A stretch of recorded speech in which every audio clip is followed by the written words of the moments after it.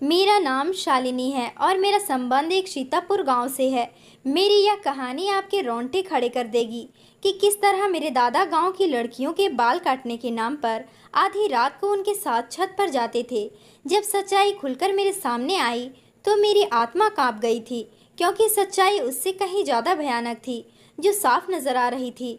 मैं आहिस्ता आहिस्ता दबे पांव सीढ़ियाँ चढ़ रही थी। रात का अंधेरा बढ़ती ही जा रही थी।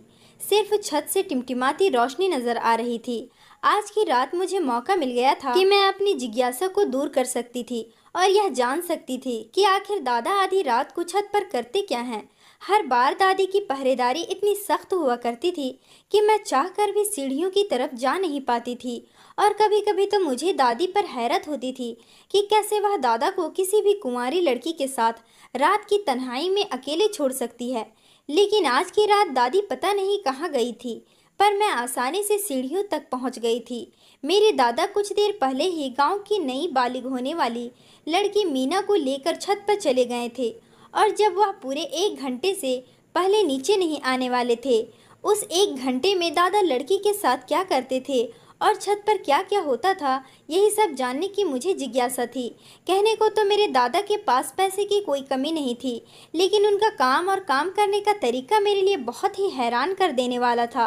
और आज की रात मुझे यह जानकर रहना था कि आखिर दादा सिर्फ बालिग होने वाली लड़कियों के ही बाल क्यों काटते हैं, और वह भी आधी रात को छत पर अकेले। ना दादी कभी छत पर जाती है और ना ही किसी के घर वाले लड़की के घर वालों में से किसी को साथ जाने नहीं दिया जाता है।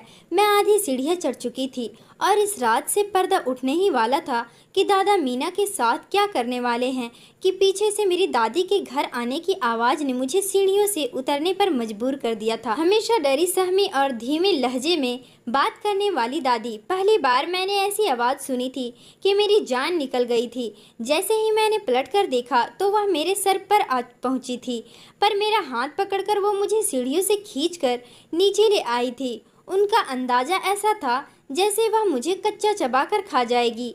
वह गुस्से में मेरे बाजू को जोर से पकड़ते हुए पूछ रही थी कि मैं ऊपर कहाँ जा रही थी। मैंने हकलाते हुए दादी से कह दिया कि मुझे नीचे घबराहट हो रही थी, इसलिए मैं छत पर जा रही थी। मेरी बात सुनकर दादी ने एक जोरदार थप्पड़ मेरे मुंह पर मारा और कहने लगी, क्या तुम जानती नहीं हो आज मीना अपने बाल उतरवाने के लिए आई है? फिर तुमने छत पर जाने के बारे में सोचा भी कैसे? क्या तुम अपने दादा का काम बंद करवाना चाहती हो? क्या तुम जानती नहीं हो तुम्हें और तुम्हारी माँ को तुम्हारे दादा ही पाल रहे हैं? तुम्हारे पापा के मरने के बाद से तुम्हारे दादा ने तुम्हारी सारी जिम्मेदारी अपने सिर पर ले रखी है और तुम हो कि उनके काम के पीछे पड़ गई हो। तुम्हारे दादा बिल्कुल भी नहीं चाहते कि जब वह काम करे तो कोई उन्हें बीच में परेशान करे, यहाँ तक कि मैं भी नहीं। इसलिए मैं भी कभी ऊपर जाने की कोशिश नहीं करती। बेहतर है कि आज के बाद तुम भी मत जाना आधी रात के वक्त और इस तरह नजर न आना, वरना अच्छा नहीं होगा और फिर मैं तुम्हारे दादा को तुम्हारी शिकायत करूंगी।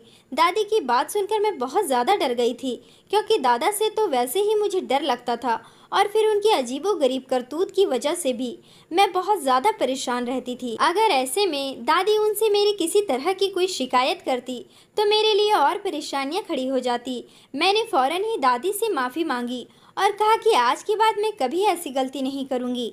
दादी ने मुझे नरमी से कहा कि अपने कमरे में जाकर सो जाओ। मैंने सही मौका समझा और अपने कमरे की तरफ दौड़ लगा दी।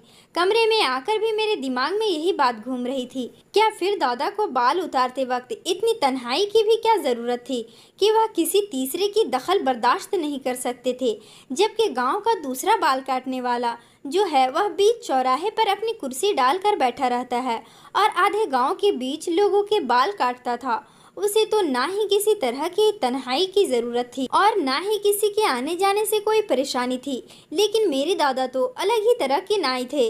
दूसरे के दादा तो अपनी पोतियों से लाड प्यार करते थे, मगर मेरे दादा सिर्फ और सिर्फ मुझ पर पाबंदियां लगाया करते थे।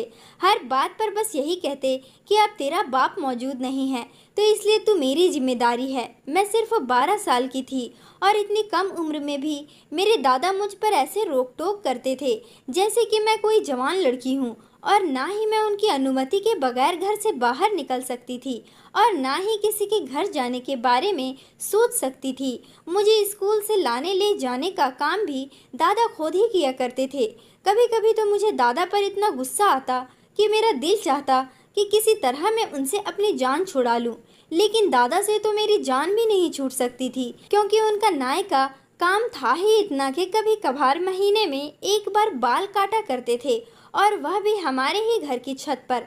बाकी सारा वक्त वह घर पर पड़े रहते और मुझ पर नज़र रखते। मेरे पापा बहुत पहले हमें छोड़कर इस दुनिया से चले गए थे, इसलिए मेरी जिम्मेदारी मेरे दादा के कंधों पर ही थी, और इसी वजह से दादा मुझ पर अपना पूरा हक समझते थे।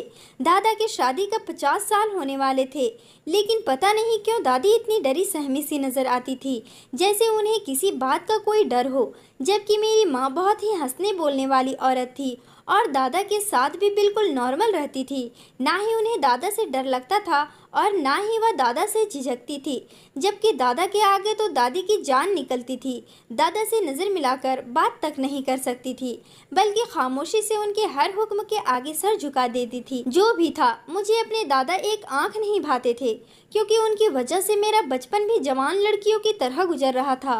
और जैसे जैसे मुझे समझ आई और पता चला कि मेरे दादा क्या काम करते हैं, तो मैं हैरान रह गई, क्योंकि मेरे दादा मर्दों के बाल नहीं काटा करते थे, बल्कि वह तो बस लड़कियों के ही बाल काटा करते थे, और वह भी ऐसी लड़कियों के जो बालिग हो जाया करती थी। यह बात मेरे लिए बहुत हैरान करने वाली थी, और जब से मुझे इस बात का पता चला था, मेरे अंदर यह सब जानने की जिज्ञासा पैदा हो गई थी। दादा ऐसा क्यों करते हैं? कई बार मैंने सोचा कि दादा को किसी लड़की के बाल काटते हुए देखूंगी, लेकिन दादा का तो तरीका ही बिल्कुल अलग था।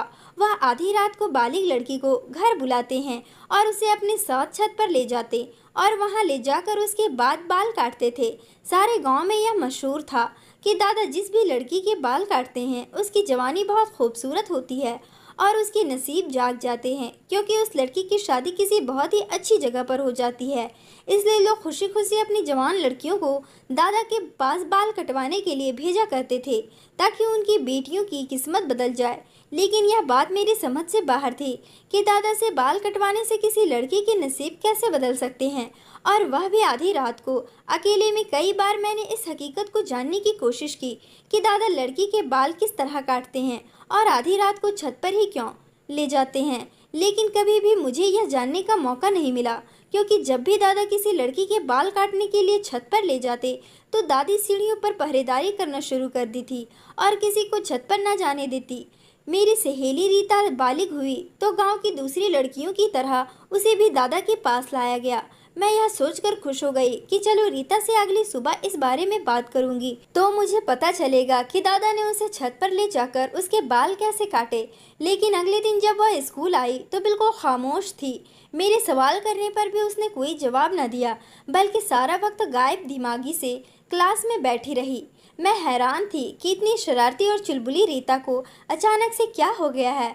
घर आकर यही बात मैंने माँ से कही तो माँ हंसकर कहने लगी, बेवकूफ़, अब वह बालिग हो गई है और ऐसे में लड़कियों में बहुत ज़्यादा बदलाव आ जाते हैं, इसलिए वह भी अपनी माँ के कहने पर चुपचाप बैठी हो। अब तो उसके सर पर बाल भी नहीं है, शायद इसलिए झिझक रही होगी। माँ की बात सुनकर मैं संतुष्ट हो गई थी। बाकी 14 साल की रीता अब बहुत अलग सी लग रही थी और क्लास के सब बच्चे भी उसे लगातार चिढ़ा रहे थे। हो सकता है वो शर्मिंदगी के मारे सारा वक्त खामोश रही हो, मगर मुझे क्या पता था कि उसकी खामोशी के पीछे क्या राज है। जब कुछ वक्त तक यही सिलसिला चलता रहा तो मैंने चोरी चुपके छत पर जाने की बहुत बार कोशिश की, लेकिन हर बार दादी आगे आ जाती है या फिर माँ ही मुझे डांट कर कह दिया करती कि अपने दादा के काम में दखल अंदाजी ना किया करो, तुम्हारे दादा ही हैं जिन्होंने तुम्हारे पापा के मरने के बाद हमारा पेट पाल रहे हैं। वह अगर तुम्हें डांटा भी करते हैं तो बर्दाश्त कर लिया करो, क्योंकि वह हमारा भला ही चाहेंगे। शुरू में मुझे माँ की यह बात बिल्कुल भी समझ नहीं आती थी, लेकिन फिर धीरे धीरे मुझे एहसास हुआ कि मेरी माँ एक विधवा औरत थी जिसे पूछने वाला और कोई नहीं था। नाना नानी मर चुके थे और मेरे मामा दूसरे गांव में रहते थे। उन्होंने कभी पलटकर हमारा हाल तक नहीं पूछा था। ऐसे में दादा ही थे जो हर वक्त माँ के साथ खड़े रहे। दादा मेरी माँ को कहने लगे, तुम मेरी बेटी हो और तुम मेरे साथ ही रहो। मेरे लिए तुम कभी बोझ नहीं बन सकती। जब तक मैं जिंदा हूँ तुम्हें कभी किसी चीज़ की कोई कमी नहीं होगा। और दादी को भी हमारे साथ रहने पर कोई ऐतराज नहीं था। दादी तो माँ के लिए रिश्ते भी तलाश की, लेकिन मेरी माँ ने उनको मना कर दिया। माँ दूसरी शादी नहीं करना चाहती थी। यही वजह थी कि माँ दादा दादी को सर आंखों पर बैठा दी थी। सारे गांव वाले भी दादा की बहुत ही इज्जत करते थे, क्योंकि दादा के बहुत ही नर्म मिजाज इंसान हैं। उनकी सारी डांट मेरे लिए ही थी, लेकिन माँ का कहना था कि इसमें भी उनकी मोहब्बत छुपी हुई है। जब मैंने यह बात सोची तो मुझे भी यह बात अच्छी लगी कि अगर दादा का सहारा हमारे साथ ना होता तो शायद हम दोनों माँ बेटी आज इस गांव में बेसहारा और मोहताज की ज़िंदगी गुजार रहे होते। जिस रात मैंने दादी से वादा किया था कि मैं कभी दोबारा दादा के काम में टांग नहीं अड़ाऊंगी, उस रात के बाद से मैंने कभी छत पर जाने का सोचा भी नहीं। मैं डर गई थी कि अगर दादी दादा से मेरी शिकायत कर देंगी तो मैं और मेरी माँ कहाँ जाती। दादा का काम पहले की तरह ही चल रहा था। कभी महीने में तो कभी 1.5 महीने में कोई ना कोई लड़की बालिग होकर हमारे घर आती और दादा के साथ खामोशी से ऊपर छत पर चली जाती थी। दादी सीढ़ियों के आसपास ही रहती और 1 घंटे बाद जब वह लड़की छत से वापस नीचे आती तो दादा उसके काफ़ी देर बाद ही नीचे आते और उनकी हालात काफ़ी ख़राब सी नज़र आती। इस बात के बारे में भी मुझे उस वक्त पता चला जब एक रात मैं मटके से पानी पीने के लिए आंगन में आई और दादा को सीढ़ियाँ उतरते हुए देखा। दादा का हुलिया बहुत ही खराब लग रहा था। उनका सांस भी फूला हुआ था। ऐसा लग रहा था जैसे वह बहुत ही मेहनत का काम करके नीचे आए हों। दादा हमेशा काले रंग की धोती बांधकर ही लड़कियों के बाल काटने छत पर जाते थे, लेकिन जब वह नीचे उतरते तो उनके कपड़े भी बदले हुए थे। ना ही उन्होंने धोती बांधी होती थी और ना ही उनके शरीर पर कुर्ता मौजूद था। वह तो हाँफते कांपते सीढ़ियाँ उतरते थे जैसे बहुत ही ज़्यादा थक गए हो और उनके लिए चलना भी मुश्किल हो रहा हो। और फिर मुझे याद आया कि जब भी दादा किसी लड़की के बाल काटते तो पूरा दिन कमरे में बंद रहते थे और दादी को भी कमरे में जाने की अनुमति नहीं थी। 1 घंटे बाल काटने के बाद दादा इतना भी कैसे थक जाया करते थे कि सारा दिन कमरे से नहीं निकला करते थे। और फिर उस वक्त उन्हें चलता देखकर मुझे ऐसा लग रहा था जैसे वह खेत में हल जोत कर आ रहे हो। दादा को देखते ही मैं छुप गई थी और दादा अपने कमरे में चले गए थे। हमेशा की तरह अगले दिन दादी कमरे से बाहर थी और दादा कमरा बंद करके सो रहे थे। मेरे स्कूल की छुट्टी थी, इसलिए उन्हें मेरी भी फिक्र नहीं थी और माँ भी गांव में किसी की तबीयत पूछने के लिए गई हुई थी कि तभी मैं किसी काम से बाहर किचन में गई तो मैंने दादी को दुपट्टे में छुपकर आंसू बहाते देखा था।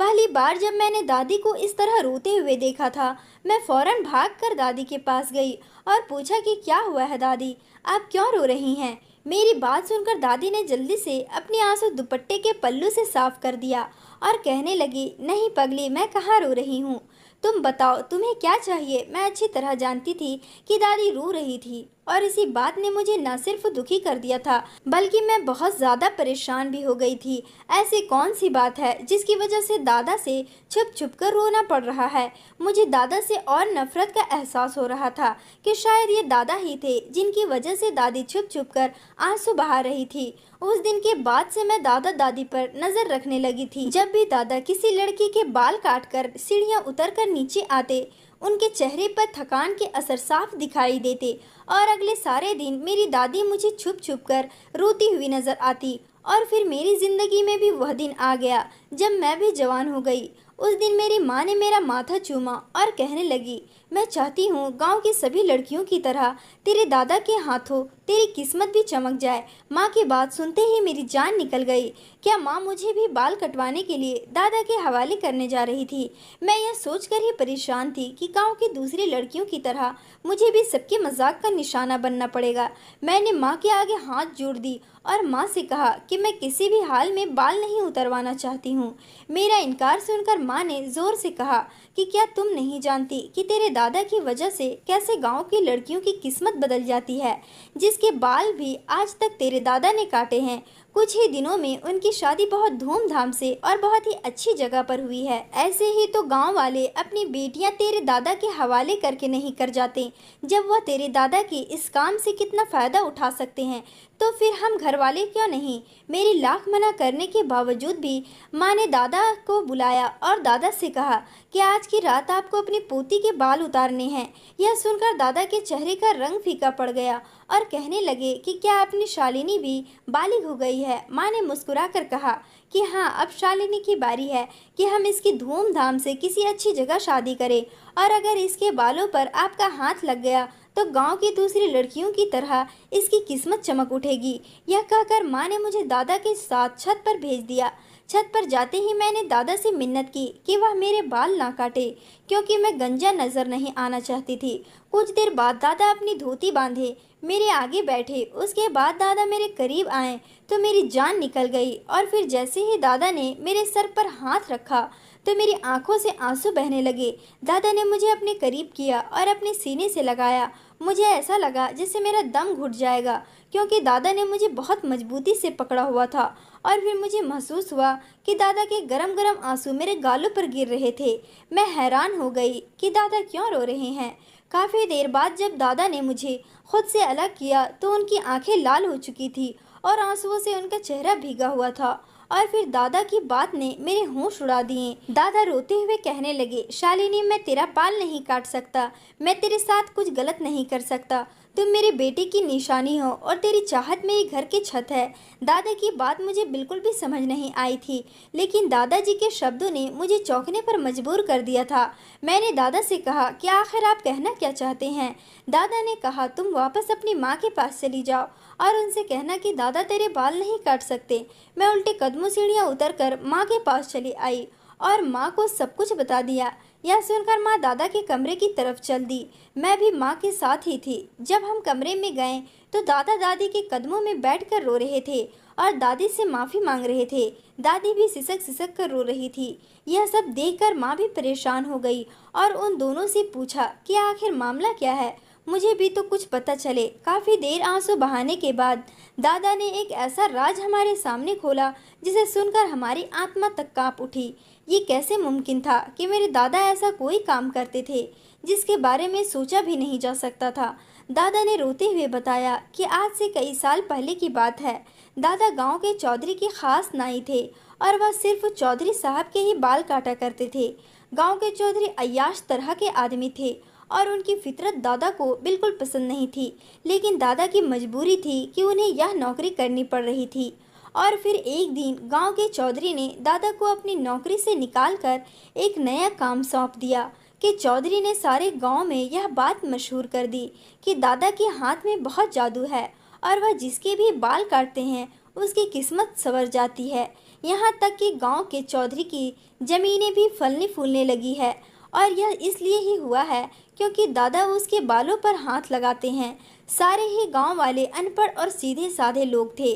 उनके लिए तो गांव के चौधरी के ही हर बात सही होती थी, और गांव के चौधरी ने इस बात का बहुत ज़्यादा चर्चा किया तो गांव वालों ने आंखें बंद करके इस बात पर यकीन कर लिया।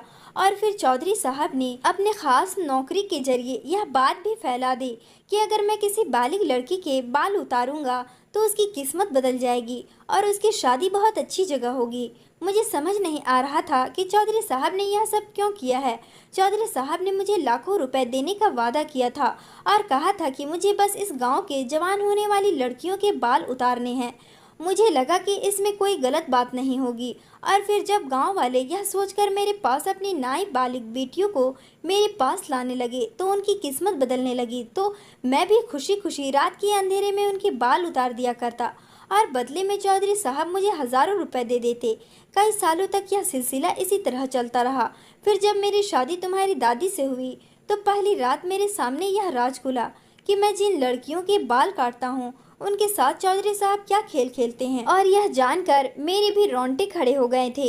लेकिन वह चौधरी साहब के इस गंदे खेल में बुरी तरह फंस चुका था और मैं चाहकर भी खुद को नहीं बचा पाया था, और आज तक मैं उनके इस खेल का शिकार हूँ। चौधरी साहब को कम उम्र नई नई जवान लड़कियों के साथ अपनी हवस पूरी करने का शौक था और गांव में इस बात को बहुत ज़्यादा छुपाया जाता था कि कोई लड़की कब जवान हुई है। इसलिए चौधरी साहब ने यह खेल रचाया और लोग उसकी बातों में आ गए। जवान होने वाली लड़की जैसे ही मेरे पास आकर अपने बाल कटवाती तो चौधरी साहब को इस बात की खबर हो जाती कि अब यह लड़की नई बालिग हुई है और वह उसके साथ अपनी हवस पूरी करने के लिए कोई नया खेल रचाकर उसे अपनी हवेली बुला लिया करते थे। और गांव के हर बालिग लड़की उनकी गंदगी और तिरस्कार का शिकार बनी थी और तुम्हारी दादी भी उन्हीं लड़कियों में से एक थी। और इस बात का राज शादी की रात तुम्हारी दादी ने मेरे सामने खोला था, लेकिन उस वक्त तक मैं बुरी तरह चौधरी साहब के काम में फंस चुका था कि चौधरी साहब ने मुझे ब्लैकमेल किया था कि अगर मैंने किसी के सामने भी यह बात खोलने की कोशिश की तो वह बिल्कुल भी इस बात को स्वीकार नहीं करेंगे, बल्कि मुझे ही चरित्रहीन ठहरा देंगे।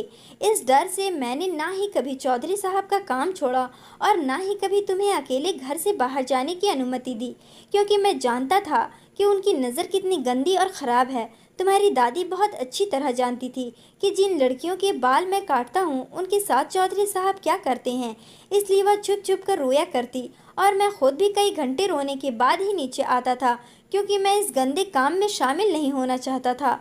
चौधरी साहब ने मुझे खास काले रंग की धोती दी थी और कहा था कि लड़की के बाल काटते वक्त यही धोती पहना करो ताकि लोगों को लगे कि वह तुम कुछ खास करते हो, जिसकी वजह से लड़कियों की किस्मत बदल जाती है। चौधरी साहब लड़की को अपनी हवस का निशाना बनाने के कुछ ही महीने बाद उसकी शादी अपने किसी मासूम नौकर से करवा देते और उस नौकर को ढेर सारा पैसा भी देते। इस तरह उस लड़की की जिंदगी संवर जाती।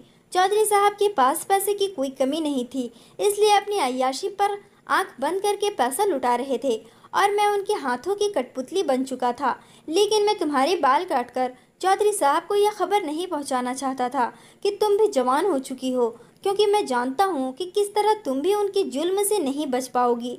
दादा की बात सुनकर मैं और माँ रोने लगी थी।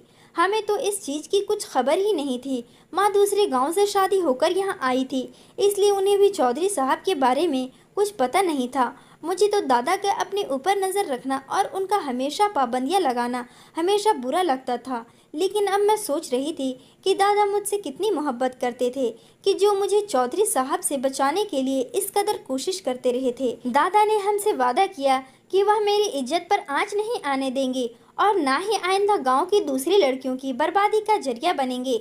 दादा ने रोते हुए माँ और दादी से कहा कि अपना सामान बांध लो, हम इस काम को छोड़कर कहीं दूर चले जाएंगे और जाने से पहले मैं गांव के मास्टर के नाम एक खत लिख जाऊंगा जिसमें मैं सारी हकीकत लिख दूंगा। गांव के मास्टर एक समझदार आदमी है, वह खामोशी से गांव वालों को यह बात समझा देंगे और यह किस्सा हमेशा के लिए ख़त्म हो जाएगा। मैं, दादा और दादी कोई भी नहीं जानता था कि आगे हमारी मंजिल क्या है। दादा ने कदम बढ़ाया था, इसलिए हमें यकीन था कि ऊपर वाला हमारी मदद करेगा।